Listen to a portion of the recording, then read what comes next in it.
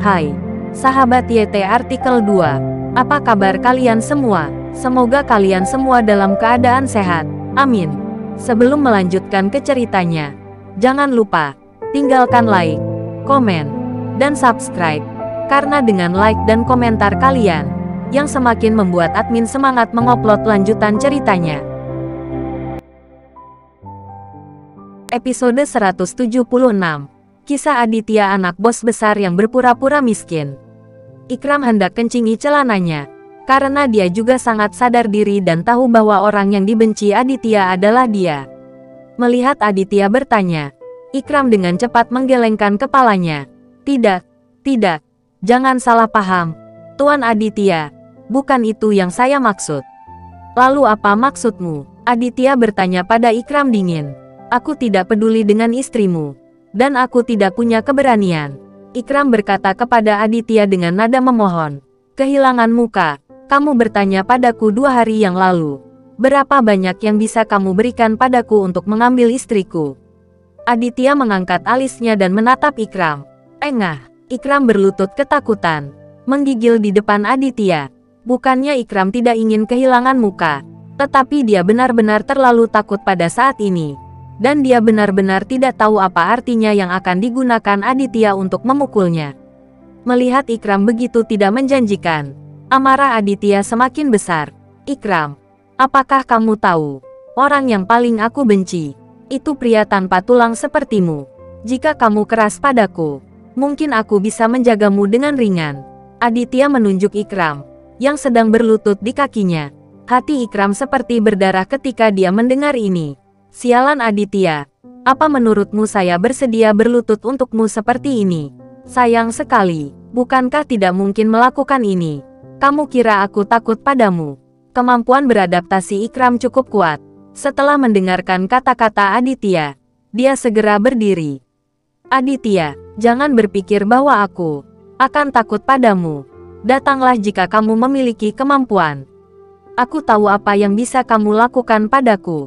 Ikram menunjuk Aditya dan meraung. Bagus sekali. Kalau begitu aku akan memenuhi permintaanmu dan membiarkanmu melihatnya, kata Aditya, sambil melambaikan botol bir. Ini, Ikram akan runtuh sepenuhnya. Tidak baik berhati lembut, tidak baik memiliki keberanian untuk bermain dengan Aditya. Apa yang akan dilakukan Aditya? Sebelum Ikram bisa mengerti, botol bir sudah jatuh di kepalanya. Terak kaca terciprat. Ikram menjerit sedih, dan duduk di lantai. Melihat kesengsaraan Ikram lagi, kepalanya pecah oleh botol bir ini. Kepalanya penuh darah, dan dia hampir mati. Faisal di sana masih membenturkan kepalanya ke dinding. Aditya takut orang tua itu kesepian, jadi dia menunjuk Ikram. Kamu juga, pergi ke sana dan temani ayahmu membenturkan kepalamu ke dinding. Kamu, Ikram duduk menutupi kepalanya. Dia menatap Aditya dengan wajah tidak puas. Tidak mau, itu mudah. Saya akan menggunakan botol anggur sebagai gantinya, dan memberimu 100 botol anggur, kata Aditya, mencari botol lagi.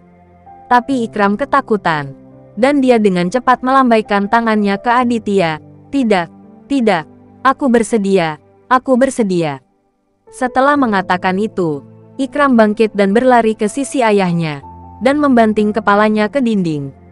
Pada saat ini, Sony juga bangun, berdiri dengan bersenandung, dan sempoyongan sambil berjalan, dan masih sangat pusing. Aditya menunjuknya dan berkata, kamu juga menabrak tembok di masa lalu, dan kamu bertiga, ayah dan anak, ingin bersama. Apa, kamu bangsat? Sony memelototinya dengan marah, dan hampir pingsan lagi.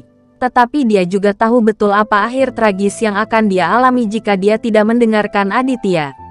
Dalam keputusasaan, Sony tidak punya pilihan selain pergi dan menemani ayahnya dan juga Ikram, membenturkan kepalanya ke dinding. Kali ini semarak.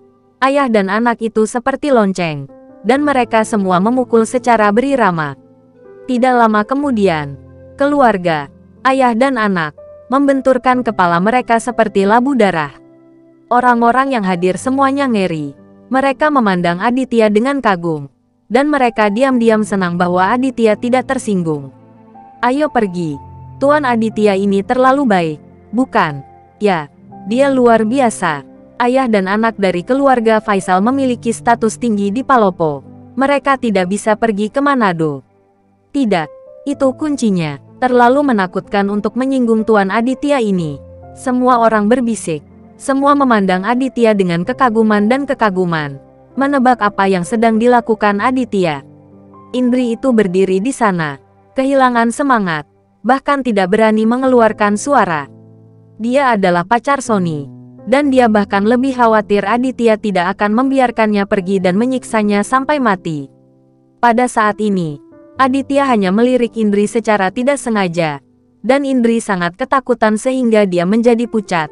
Dan bergegas untuk memohon kepada Aditya. Kak Aditya, kamu, biarkan aku pergi. Aku tidak melakukan apa-apa. Indri tidak lagi sombong. Dia juga tidak berpura-pura memaksa berdasarkan latar belakang keluarganya yang kuat. Dan dia baik di depan Aditya. Aditya tidak bermaksud mempermalukannya. Jadi dia menatapnya dan berkata, "Bagaimana kamu ingin aku melepaskanmu?" Indri tertegun sejenak. Lalu dengan cepat berkata, "Selama kamu tidak memukul saya, tidak apa-apa juga. Jangan biarkan saya membenturkan kepala ke dinding. Saya tidak tahan." Di satu sisi, Indri merasa lega. Dia menghadap ke dinding dan memikirkan apa yang harus dilakukan. Selama dia tidak membenturkan kepalanya ke dinding. Bergegas ke dinding, Indri berdiri di sana dengan patuh, tidak berani bergerak. Farah benar-benar terkejut melihat bahwa keluarga Faisal dan putra-putra mereka dianiaya oleh Aditya. Sekarang setelah dia benar-benar mengenal kembali Aditya, dia merasa bahwa Aditya telah dianiaya selama bertahun-tahun. Semua orang mengatakan bahwa Aditya adalah menantu yang tidak berguna. Tetapi apakah ada menantu yang tidak berguna seperti ini? Mereka yang mengatakan bahwa Aditya tidak berguna benar-benar buta. Farah berduka pada Aditya di dalam hatinya. Matanya sedikit basah. Dia bersemangat. Dahlia seperti patung tanah liat, berdiri di sana menatap Aditya dengan bodoh. Benar-benar terkejut dengan dominasi Aditya. Setelah memikirkannya, Dahlia juga merasa bahwa dia beruntung. Meskipun dia telah dipukuli oleh Aditya, setidaknya Aditya tidak membiarkannya menabrak dinding seperti ini. Ayah dan anak keluarga Faisal telah membentur ratusan kali. Kepalanya memar. Siapa yang tahan dengan ini? Dahlia diam-diam takut. Dan dia akhirnya menyadari bahwa menantunya tampaknya sangat luar biasa. Faisal tidak tahan lagi. Dan kakinya gemetar. Dia jatuh ke lantai. Darah di seluruh dahinya. "Ayah, tunggu sebentar. Bangun. Jangan berhenti. Atau kamu harus menderita kesulitan lain." Ikram sangat cerdas dan ingin menarik ayahnya ke atas. Sehingga Aditya tidak akan memberi Faisal pukulan lagi.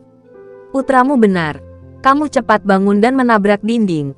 Atau kamu akan lebih menderita." Aditya menambahkan di samping. Faisal memarahi leluhur Aditya di dalam hatinya. Tetapi dia tidak berani mengatakan sepatah kata pun. Mengertakkan gigi dan bersikeras untuk terus menabrak dinding. "Aditya, apakah ada yang salah? Apakah mereka akan jatuh sampai mati?" Farah sedikit khawatir. Dan berjalan ke Aditya bertanya dengan suara rendah. Ketika Aditya melihatnya, dia tahu bahwa Farah berhati lembut. Atau mungkin dia mengkhawatirkan hidupnya. Lebih baik dibunuh. Dan itu menyelamatkanku dari masalah. Aditya tersenyum sedikit dan berkata kepada Farah. Farah tercengang. Dia tidak menyangka Aditya akan membunuh Faisal dan putranya. Aditya tidak menjelaskan apapun kepada Farah. Dia dapat melihat dengan jelas bahwa Faisal dan putranya sangat tidak tahu malu. Terakhir kali Aditya memberi mereka pelajaran.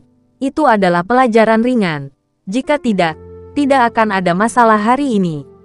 Hari ini, Faisal dan putranya harus dibersihkan sampai ke tulang. Jangan sampai mereka membabi buta keluar yang menjijikkan lagi. Pada saat ini, seseorang masuk dari luar hotel dan mendekati Aditya. Aditya melihat bahwa orang yang datang adalah Rizal. "Tuan Aditya, saya baru saja pergi untuk melakukan sesuatu. Apakah semuanya sudah selesai di sini?" Rizal bertanya kepada Aditya. Aditya mengangguk dan tidak mengatakan apa-apa. Rizal memandang orang-orang yang hadir dan berkata kepada mereka, "Dengarkan aku. Kami melakukan tugas resmi. Semua personel yang tidak terkait akan pergi dari sini. Melakukan tugas resmi, para tamu yang hadir semuanya terkejut. Tetapi melihat aura megah Rizal dan selusin pakaian kamuflase bersenjata lengkap, para tamu ini tiba-tiba mengerti. Sial, ternyata pasukan khusus adalah penegak hukum. Tidak heran mereka semua memakai senapan otomatis yang disamarkan. Ya, keluarga dan putra Faisal telah menyebabkan bencana besar. Dan mereka telah mengirim pasukan khusus untuk menangkap mereka. Jangan tangkap kami. Para tamu berbisik sebentar.